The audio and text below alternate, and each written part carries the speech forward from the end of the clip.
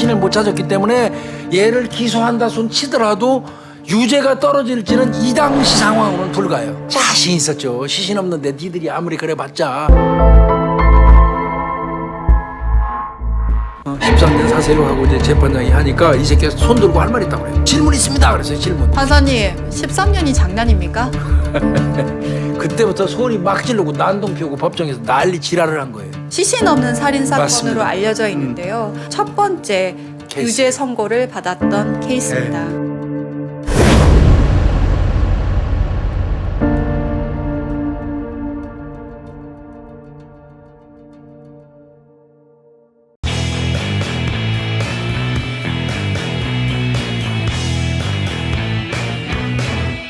오늘 소개해드릴 제품은요 콤부 샴푸입니다. 콤부 샴푸 디자인부터 보시면 상당히 예뻐요. 아마 이제 여러분들 보시게 되면 아실 겁니다. 회사 관계자분이 우리 사건 의뢰 찐팬이라고 하시는데요.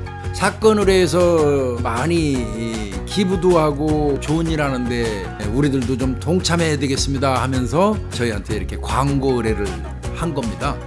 자연 유래 성분이 96% 정도 되는 거를 섞어서 만들었다고 합니다. 어린아이들 유아도 사용할 수 있기 때문에 온 가족이 다 쓸 수 있다는 이점이 있고요. 보습도 잘 되고 두피 건강 그리고 영양 공급의 기능이 충분하다고 합니다. 까다로운 어떤 비건 인증까지 마친 제품이라고 합니다. 한번 사용해 보시면 좋을 것 같고요. 이 샴푸는 무엇보다도요 착한 소비, 그 다음에 착한 기부라는 캐치프레이즈를 통해서 NGO 단체 기아대책본부하고 캐주얼 팝 아티스트 호주 작가 같이 해서 판매금의 10%를 복지기관이라든지 소외계층에 보내준다고 합니다.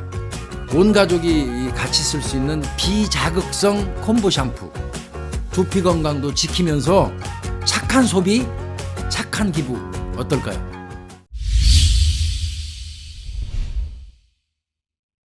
이 사건은요 2011년 3월경에 예. 어떤 중국 거주 여성이 한국에 사는 사촌한테 전화하면서 시작된 겁니다. 이게 지금 중국의 아마 조선족이에요. 이 여성이 한국에 잠시 살았던 사람인데 한국에 사촌이 살고 있나 봐요. 그러니까 중국에서 전화를 걸어요. 34살 먹은 이모 씨라는 여성입니다. 그 여성은 이제 중국에서 소학교 교사한다고 그러니까 상당히 똑똑한 분이에요. 그 여성이 한국에 있는 사촌한테 전화해가지고 내가 2008년도에 한국에서 살고 있을 때 내 동거남이 있었다. 그 박모 씨라고 41살. 그때는 37살이었다고 그래요? 네. 한국에서 살고 있을 때 2008년도에 그때 이제 이 박 씨가 동거남이 털어놨던 살인 사건. 그러니까 이 여성한테 다 털어놨대요. 그 박 씨가. 내가 살인 사람 죽였다. 그 사건에 대해서 지금이라도 신고를 좀 내가 하고 싶다. 이러면서 자기 사촌한테 전화를 한 거예요. 그러니까 그 사촌이 서울경찰청 강력 2팀 김도윤 형사에게 제보를 해요. 어느 날 박 씨가 되게 당황한 얼굴로 밤늦게 귀가해가지고 보름 정도 지난 후에 한 여행을 가자고 제안을 했대요. 그래서 그 충남 아산에 있는 온천에 그 여행을 갔다고 합니다. 근데 그날이었대요. 그날 그 온천 여행 간 날 호텔에서 이 박 씨가 굉장히 만취를 했었나 봐요. 술이 많이 취해가지고 내 동료 기사가 하나 있는데 그 기사가 자꾸 나한테 돈 달라고 빌린 돈을 달라고. 그냥 빌린 거지. 빌린 돈 달라 그래서 내가 살해를 했다라고 하면서 한국에 있으면 너무 위험하니까 나랑 같이 중국 가서 살자. 그러니까 너 따라가고 싶다 중국으로. 그리고 더 나가서 이제 또 물어봤어요. 그러면 그때 죽였다는 거 그거는 어떤 식으로 입증을 하겠습니까? 그 사람 단지 그 사람이 말만 그렇게 겁주는 하고 했을 수도 있는 건데 그랬더니 그거 아니고요. 나는 진짜 그 사람하고 어느 날 어느 다리 밑에서 죽었다는 사람 휴대폰하고 지갑을 같이 태우는 데다 그 옆에 있었다. 그러면서 내가 또 기억했던 걸로는 그 피해자 지갑 안에 카드가 있었는데 그래, 맞아요. 이 박 씨가 내 동거남이 그걸로 카드로 차량도 구매를 했었다. 그렇죠. 그럼 이건 확인하기 쉽죠. 그럼 뭐 기억나는 거 없습니까? 피해자에 관해서? 그랬더니 이 씨가 하는 말이 정말 구체적입니다. 그때 이름 마지막 글자에 팔자? 땡땡팔? 뭐 종파리, 덕파리, 뭐 경파리 무슨 팔자로 끝나는 그 이름이었나 봐요. 그리고 이 동거남보다 몇 살 어렸대요. 그 다음에 피해자 가족도 만난 적이 있대요. 근데 그 만난 적이 있는데 그 피해자한테는 자녀가 2명인가 3명이 있었던 걸로 내가 기억한다. 이 정도면 엄청나게 구체적인 거잖아요. 그쵸. 그러면 자, 그 저 동거남 박이 그 죽였다는 내용 그런 얘기한 정황이 어떻게 되냐 한번 자세히 좀 물어본 거예요. 그랬더니 그 동거남이 집에 늦게 온 날, 아까 늦게 귀가했다고 그랬잖아요. 네. 늦게 온 날 친구 땡땡파리, 무슨 팔, 무슨 파리가 작업 현장에 왔는데 나하고 돈 문제하고 다투다가 내가 화가 나고 주먹으로 한 방 때렸는데 기절을 하더라. 기절을 해버리더라. 그래서 아이 그 기절한 그 땡땡파리, 무슨 파리 지갑하고 이 휴대폰을 내가 주머니에서 빼내고 내가 묻어버릴 생각을 하고 굴삭기를 이용해서 이 최대한 깊이 땅을 팠다. 그 판 다음에 밀어 넣어버렸다. 그리고는 모래를 그 구덩이를 메꾸고 있는데 깨어나더라. 무슨 땡땡파리가 그래갖고 살려달라고 애원했지만 내가 그냥 생매장 해버렸다. 이렇게 구체적으로 말을 하더라는 거예요. 이렇게 구체적으로. 이거를 이제 그 이 씨가 그대로 전달해 주는 거예요. 자기가 들었던 내용 그대로를. 그러면 경찰 입장에서 물어봤을 거예요. 아니 그러면 왜 신고를 그때 안 했냐? 그리고 왜 신고를 하고 있느냐 지금 이렇게 물어봤을 텐데 나는 사실 그때 그 말 듣고 너무 무서워서 잠도 못 잤다. 근데 내가 그때 불법 체류자 신분이었고 그렇지. 그다음에 또 그 남자랑 같이 살다 보니까 정도 들었었다. 그래서 그때는 그냥 신고할 수가 없었다. 그렇게 있을 수밖에 없었는데 얼마 후에 둘이 중국에서 같이 살았는데 이 박 씨가 한국으로 돌아갔다. 몇 달 살았나 봐요. 이제 일단 이놈이 지가 요구해가지고 중국으로 도피를 한 거예요. 쉽게 얘기해 사람 죽이고. 근데 몇 달 살더니 가버렸어요. 다시 한국으로. 이놈이 이제 별 문제가 없다고 판단되니까 온 거지 뭐야. 그렇죠. 한국으로. 근데 그럼 한국에 도착을 하더니 이놈이 이제 그럼 그때라도 경찰한테 신고를 했어야 되지 않겠냐? 그랬더니 아니 그때 박 씨가 또 전화를 해가지고 한국에 돌아가서 그 생매장 사건에 대해서 너 경찰이나 아니면 다른 사람한테 얘기하면 너는 물론이고 한국에 있는 너 사촌들 있지? 내가 다 사촌들 다 알고 있으니까. 다 알고 있으니까 내가 찾아가서 죽인다. 그러니까 너 입 다물고 그대로 있어. 그래서 신고를 포기했다는 거예요. 그렇지만 지금은 하는 이유는 그럼 뭐냐? 그때는 그렇게 참고 뭐 신고 안 하니. 근데 내가 그 바까 그 저 동거남한테 내가 못 받은 돈이 있는데 그것도 좀 억울하고 돈도 빌려가서 안 주니까 그것도 억울하고. 그리고 지금 가만히 생각해보니까 그 죽은 피해자 가족들 애들도 봤대잖아요. 네. 그런 거 생각해서 신고를 하는 게 좋겠다고 생각이 들었다. 이게 이 씨, 조선족 이 씨의 통화 내용이에요. 형사하고. 실제로 이제 그러면 그 동거남이었던 박가라는 사람, 박 씨. 그 사람이 주소지에, 그 주거지에 동거도 했었으니까 그 주소 알 거 아니에요. 조선족 그 이 씨가. 거기 가서 확인해 보니까 현재는 거주하지 않아요. 네. 그러면 이 씨 말이 진실인지 하나하나씩 확인을 해야 되잖아요. 그렇죠. 뭐 둘이 동거 관계였었던 것도 확인해야 되겠지만 돈 거래가 있었는지. 돈 빌려줬다는 거 아니에요. 그 빌려줄 때 뭘로 했어요? 계좌이체. 계좌. 네. 그럼 계좌 내역 뽑으면 되잖아요. 계좌 내역을 뽑았고요. 그다음에 그러면 전화를 주고받았던 것도 있었을 거 아니에요. 그럼 전화번호를 확인을 했는데 이게 또 대포폰이래요, 교수님. 대포폰이 정말 문제야. 그러니까 대포폰이니까 이 박가가 쓰고 있는 휴대폰 넘버가 잘 안 나오죠. 네. 그래도 아마 이제 연결해가지고 이 박가의 신원은 밝힌 것 같습니다. 그래서 신원을 밝혀갖고 찾아가니까 그 주소지 이제 찾았을 거 아니에요. 갔더니 나오긴 나와요. 이혼한 전처하고 사이에서 낳은 아들은 형네 집에다 맡기고 따로 원룸에서 거주하고 있는 사람이에요. 그리고 인적 사항이 확인이 됐다 보니까 이 사람에 관한 뭐 여러 가지가 나오는데 전과조회. 그렇죠. 그 중에 하나가 전과조회인데 사기 절도 두 건이네요, 건이고요. 두 건. 체포영장이 이미 발부가 돼서 수배 중인 사람이에요. 사기 절도 두 건으로 수배 중인 사람이에요. 그러면 이 사람은 잡기만 하면 돼요. 그러면 이제 박 씨의 존재는 확인이 됐어요. 네. 이제 이거는 박 씨 존재는 확인됐는데 딱 하나 남은 건 이제 피해자를 찾아야지. 일단 그 이 씨가 줬던 단서를 갖고 하나하나씩 조사를 하는데요. 네. 경기 지역이었잖아요. 아까 얘기가. 그래서 예. 그 굴삭기 면허자 중에 굴삭기. 굴삭기 면허자 중에서 이름이 땡땡8로 끝나는 사람 모두 다 확인을 했대요. 다 생존해 있어. 그러면 경기 지역이 아닐 수도 있긴 해요. 아니면 땡땡8이 아닐 수도 있어요. 그러니까 그 이제 그런 거고 그거 조사했고요. 그 다음에 아까 제일 중요한 단서 얘기했죠.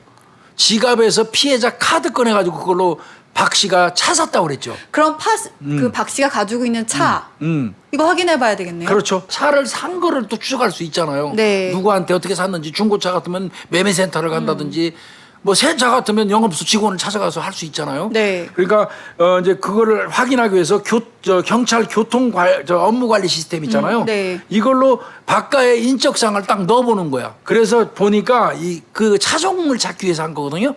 다이너스티가 나와요. 원래 원 다이너스티 주인은 김 누구 씨였는데 거기서 박가한테 이전된 게 나와요. 박가가 중고차를 산 거예요. 그러니까 그 피해자 희생당한 사람 카드로 중고차를 산다고 얘기해서 딜러한테 그 카드로 결제하고 다이너스티를 산 거예요. 그럼 그 카드 기록만 있으면 되잖아요. 그렇죠. 근데 참 이게 또 안 되려니까 그런 거예요. 이 중고차 딜러가 판매 사실은 기억을 해요. 다이너스티. 그런데 매매 계약서 같은 건 없다는 거야. 그것만 보면 간단한데. 다이너스티. 왜 그 없냐? 이 사람이 근무하던 중고차 상사가 이 폐쇄가 됐대요.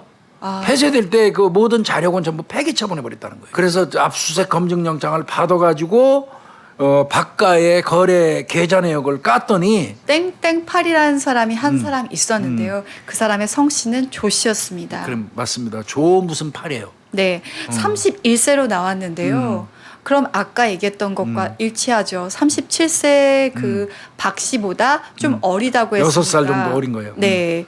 그리고 더 확실했던 건 이 사람의 마지막 거래가 이게 바로, 네. 제보자가 말한 시기하고 맞물리잖아요. 4월 달. 2008년 2월 13일부터 4월 20일까지 없어지기 직전까지 4번에 걸쳐서 이 거래가 있었는데 800만 원을 송금했어요. 지금 박 씨, 조 그러니까 씨한테서 조 씨가 800만 원을 박가한테 송금한 거예요. 그럼 박 씨도 보낸 게 있나요? 이 72만 원 있어요. 보낸 게. 그러면 적어도 728만 원 채무가 있는 거 맞는 거예요. 그렇다면 이 조영팔이라는 사람이 도대체 누군가라는 건 이제 구체화를 시켜야 되는 그렇죠. 거잖아요. 그래서 2차 금융거래 정보 제공 요구서를 의뢰를 합니다. 그리고 이제 서울청 실종자 수색 시스템에 등록해서 확인하고 딱 나오는 게 2008년 6월 16일 날 어머니가 땡땡 경찰서에다가 실종 신고가 돼 있어요. 네. 그러니까 이게 4월경에 이 사람이 살해되고 행방불명되고 한참 있다가 어머니가 6월 16일 날 경찰서에다가 우리 아들 없어졌다고 실종 신고를 했던 겁니다. 근데 일단은 사라진 거지 이게 사망했다라고 그렇죠. 보기까지는 네. 증거가 좀 필요하잖아요. 그걸 입증을 해야 우리가 이제 이거를 그렇죠. 살인 사건이라든지 이걸로 기소를 할 수 있는데요. 그러니까 실종 이꼬로 사망은 아니에요. 이거는 입증해야 돼요.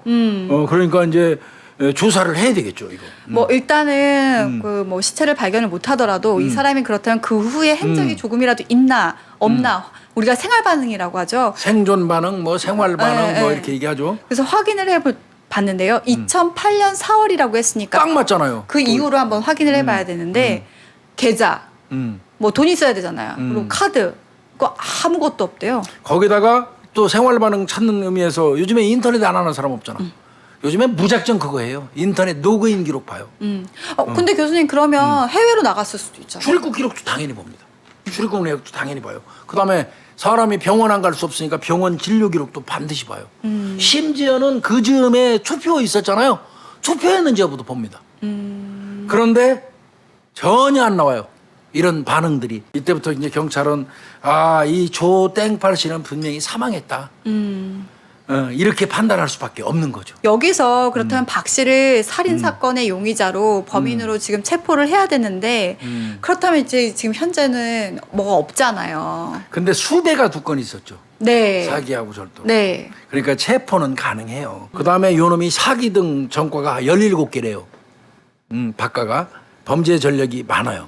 그다음에 현재 2건의 지명수배가 있잖아요. 그래서 이제 일단 긴급 체포하는 겁니다. 그쵸. 모든 증거 경찰이 수집한 거를 다 들이대면서 네가 왜 이렇게 공교롭게 다 여기하고 연관돼 있어.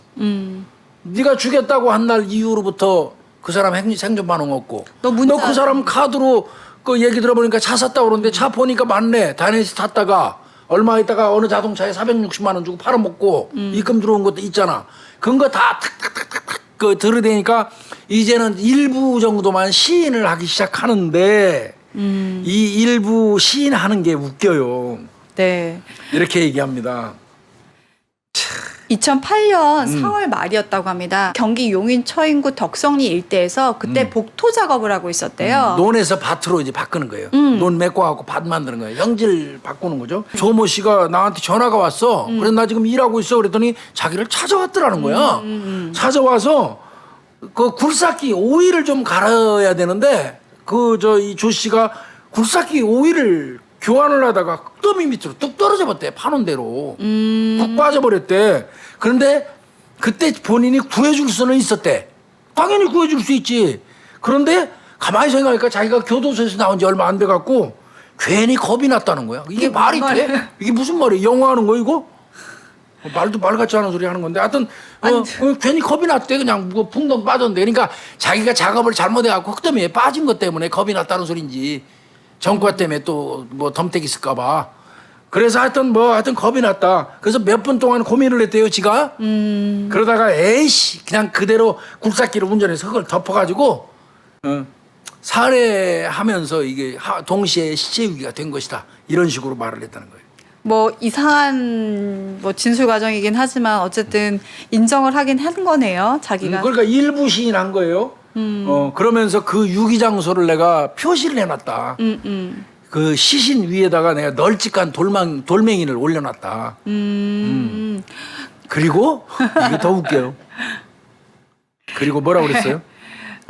매년 그러니까 4월 말만 되면 그 사람 죽은 날. 네, 그러니까 2008년 4월 말에 사망을 했잖아요. 그리고 우리가 지금 얘기하는 건 2012년을 얘기를 하는 건데 매년마다 내가 4월 말만 되면 사죄의 의미로 그 장소를 찾아갔다. 아, 나 죄의식 느끼고 있다. 이렇게 얘기를 하는 거죠. 그 얘기를 들은 경찰 입장에서는 뭐 지어냈는 얘기인지는 몰라도 여튼 죽였다는 얘기는 명백하잖아. 경찰 입장에서는 일단 살해 자백한 거로 보는 겁니다. 네. 그렇다면 이제 그 피해자 조모 씨 시체를 찾아야 되겠죠. 시신 찾으면 간단히 이 사건은 끝나는 거예요. 네, 아까 처인국 덕성리 일대에서 복토 작업하던 곳이었다고 했고요. 널찍한 돌멩이 얹어놨다고 했으니까. 얹어놨으니까 찾기 쉽죠 뭐. 네. 그래서 덕성리 일대를요, 아마 그 찾았었나 봐. 200평. 지가 지정하는 데니까 찾죠. 200평 가까이를 한 3일에서 5일 정도를 찾았는데요. 굴삭기 2대. 뭐 아마 다. 막 팠겠죠 다. 시신 발견 못했어요.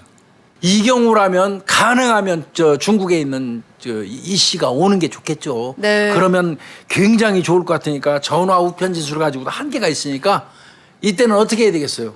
일단 영사관. 영사관에다 협조해야 되죠. 2012년 2월 달에 이 씨가 입국을 합니다. 같이 가서 지갑하고 신분증 태운 곳 있잖아요. 거기 좀 갑시다. 그런데 문제는 이분이 중국분이에요. 중국분. 아.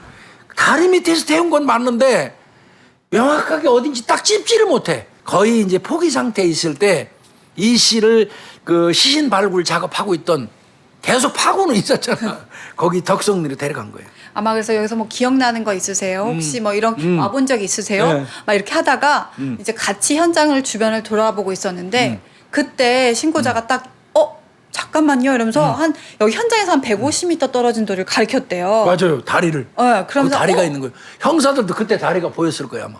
저기 다리다. 어. 저 다리. 아, 맞다. 이 다리 밑에서 그때 세차도 했는데. 세차도 했어. 그것까지 기억이 난 거예요. 그러면 이제 뭐 이분이 와가지고 이 사건은 일사천리로 풀리는 거예요. 결국은.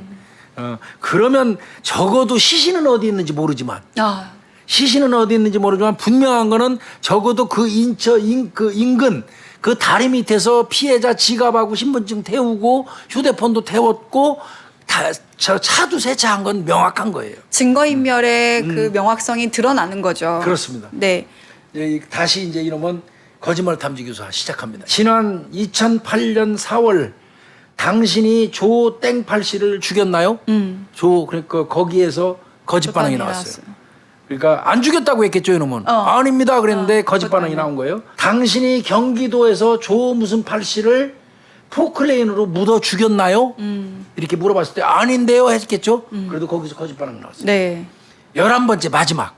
당신은 조 무슨 팔 씨를 누가 죽였는지 알고 있습니까? 모릅니다. 거기서 거짓 반응 나온 거예요. 얘가 아무리 거짓말을 해도 인정할 수밖에 없는 이제 몇 가지를 우리가 쭉 나열을 해볼게요. 네. 자, 시신은 못 찾았어요. 네. 그래도 시신을 못 찾았기 때문에 얘를 기소한다 손 치더라도 유죄가 떨어질지는 이 당시 상황으로는 불가해요. 그래서 얘 거짓말에 대한 반증 기록을 아주 상세하게 해가지고 구속영장 청구하고 재판에 회부해야 될 입장이었어요. 아휴. 그게 첫 번째가 피의자 신문조서 1회예요. 얘가 현재 타고 다니는 그 오피러스는 친구한테 빌린 거라고 얘기를 1회 때 했었어요. 네. 근데 조사해 보니까 현재 동거인 명의의 차량이에요. 두 번째 피신 1회에서 나온 거는 조 무슨 팔 씨에게 750만 원을 빌려줬고 250만 원을 못 받았다. 에이? 그리고 지 거꾸로 이놈이 그렇게 얘기해요. 지가 오히려 750만 원을 빌려주고 250만 원을 못 받았대. 지가 오히려 거꾸로 조 씨한테 빌려줬고 돈을 못 받고 있다고 떠들었는데 거래 내역을 보면 네. 오히려 거꾸로 됐잖아요. 네. 자기가 준 거는 72만 원밖에 없으면서. 맞아요. 또 피신 두 번째 받을 때 중국에 출국 이유 당연히 물어봤겠지, 경찰이. 너 범행 저지르고 나서 안 걸리려고 도망갔을 거 아니에요. 며칠 있다 중국 갔는데 그럼 왜 갔어? 이렇게 했더니 오히려 이 제보를 했던 이 씨가 불법 체류자라. 나 발각될 것 같으니까 빨리 나랑 같이 중국 가자. 이렇게 해서 갔다라는 거예요. 이거는 뭐 이 불법 체류자인 그 자기 동거녀가 겁먹어가지고 저 중국 가자고 해서 간 것처럼 얘기하는데 이 씨 얘기를 들어보니까 그게 아니에요. 박가가 지가 살인하고 나서 살인 사실 다 자백했잖아요. 그 네, 동거녀한테 네. 겁난다고 그러면서 중국 가자고 지가 부탁했던 거예요. 피신 또 2회에서 이 씨한테 돈 빌린 적이 없다고 얘기했어요. 중국에 있는 이 씨한테. 근데 700만 원 이 씨는 분명히 빌려줬다는 거예요. 그러면 서로 언제 알게 됐냐의 조 씨하고. 네, 되게 중요할 텐데 첫 번째 피신 1회 때는 뭐라고 그랬냐면 08년도 초에 알았다라는 거예요. 근데 2회 받을 때는 나 뭐라고 했냐면 다시 07년 가을. 그러니까 거짓말하니까 저 시기가 왔다 갔다 하는 거예요. 헷갈리는 거죠. 그다음에 이제 피신 3회 세 번째 그 조모 씨의 지갑 있잖아요. 네. 신분증 신분증 지가 안 태웠다고 그랬거든요. 네. 근데 이거 주민증하고 휴대폰하고 지갑 태우는 거 그다음에 지갑에서 돈도 미리 꺼내는 것도 봤대요. 이게 대질신문 했어요. 이거 피의자 신문조서 세 번째 받을 때는 중국에서 들어온 이 씨하고 이놈하고 대질신문까지 했어요.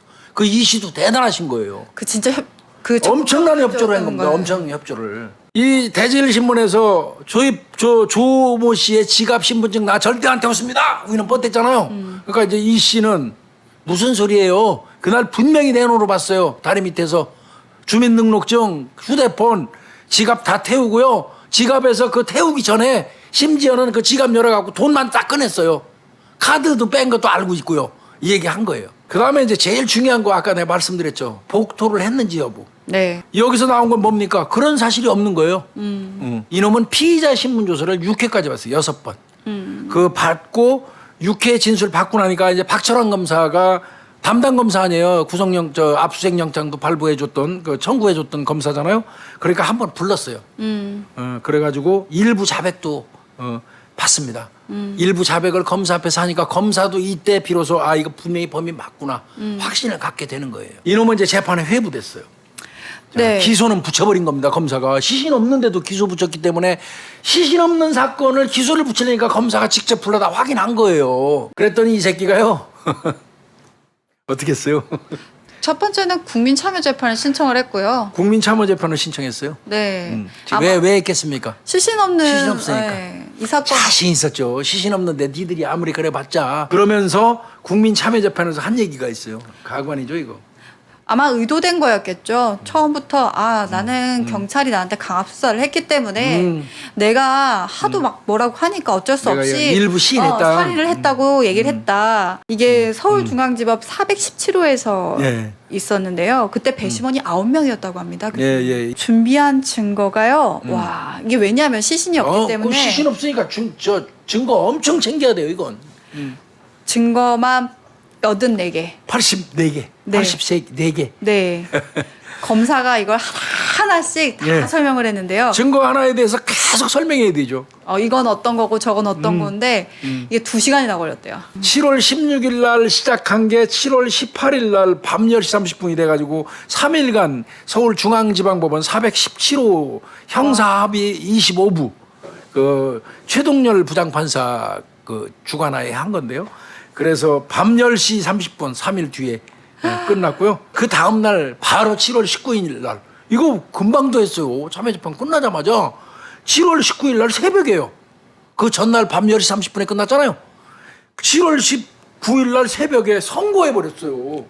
근데 어떻게 되냐면 배심원 9명 만장일치 유죄. 6명 같은 경우는 징역 13년, 네. 그다음 3명 같은 경우는 징역 15년을 네. 주자고 했습니다. 그러면 어떤 게 선택됐겠습니까? 볼 것도 없이 13년. 13년이죠. 참 징역 13년. 시신 없는 살인 사건이 징역 13년이 결정이 된 겁니다. 배심원 9명 중에서 6명이 13년, 3명이 15년이니까 이게 왜 그 6명이 13년 했나 모르겠어요. 이게.